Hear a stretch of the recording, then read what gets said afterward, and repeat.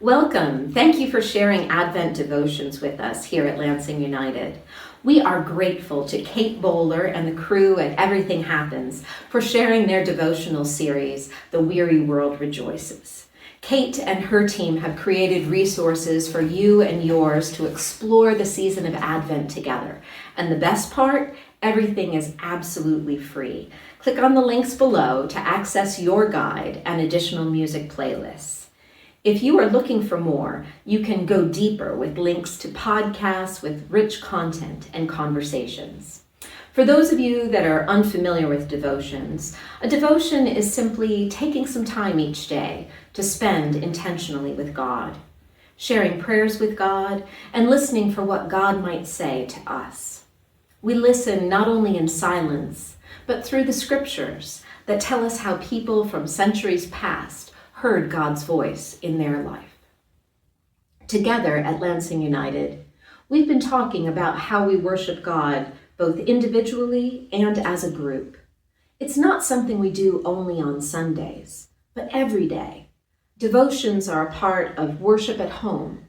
They're designed to fit into your regularly scheduled day, maybe first thing at the beginning, maybe at the end, maybe somewhere in the middle, to help you focus on your relationship with God and God's presence in the midst of everything going on in your life.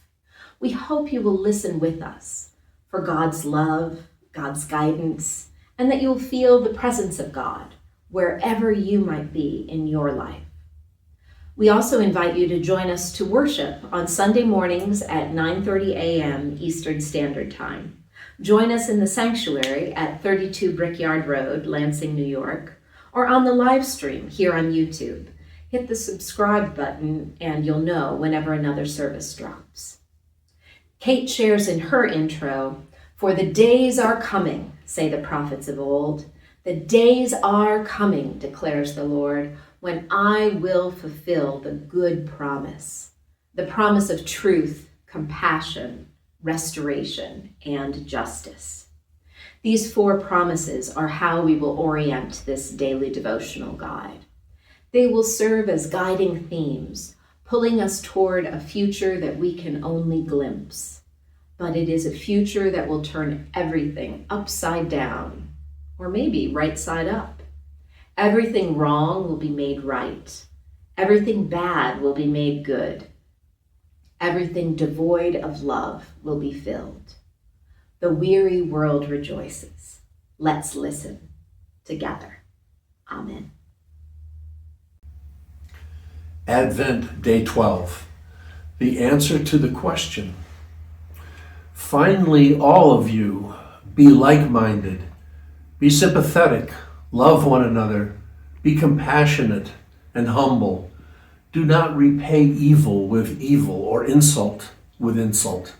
On the contrary, repay evil with blessing, because to this you were called, so that you may inherit a blessing.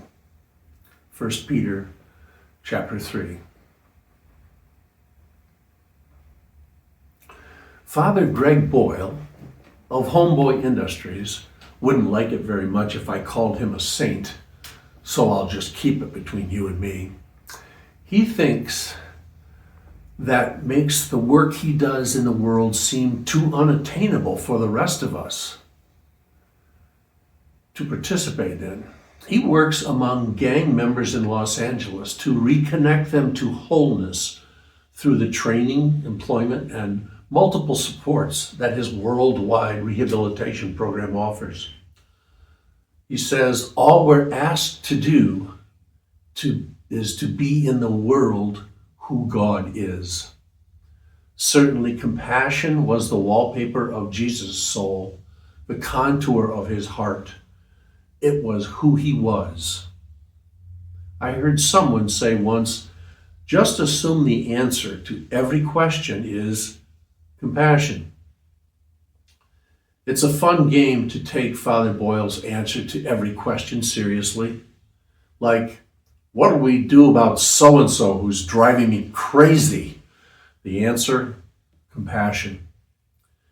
How will I get through this night with all the worries I'm carrying? The answer, compassion. But like in Jesus and Father Boyle's examples, compassion is not a surface gesture or a hallmark emotion, but full-bodied empathy with arms and legs. Compassion doesn't judge, but listens and then gets busy meeting the need. Some things to reflect on.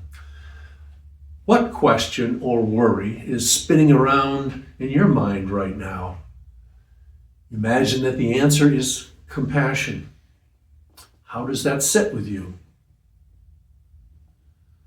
Or where or to whom do you struggle to extend compassion?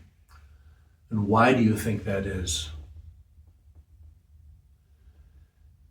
Imagine you're with your best friend or your favorite aunt or someone who fully believes in you.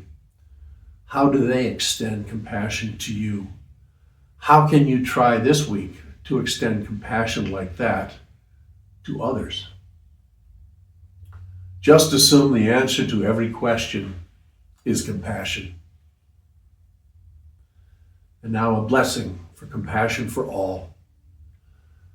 Blessed are we, God's beloved, whether we bask in happiness of a season of opportunities or find ourselves bracing against a fresh storm of hard things.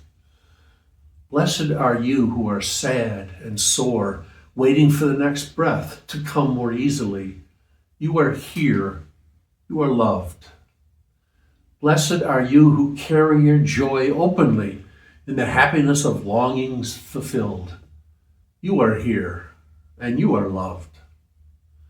Welcome all. Look around. We might change places tomorrow, but for now, we are all together as those who are the beloved of God. We have been looped together into the wideness of God's compassion, into the kinship of the imperfect who are perfectly loved. Blessed are we, eyes wide open, to the fact that there's nothing like it, this love that generates love exponentially. It doesn't detract, it only gives. Here in Advent, we see its coming gentle as the dawn, healing as sunlight, love that actively grows us into our truest selves, people who can love just like that. Amen.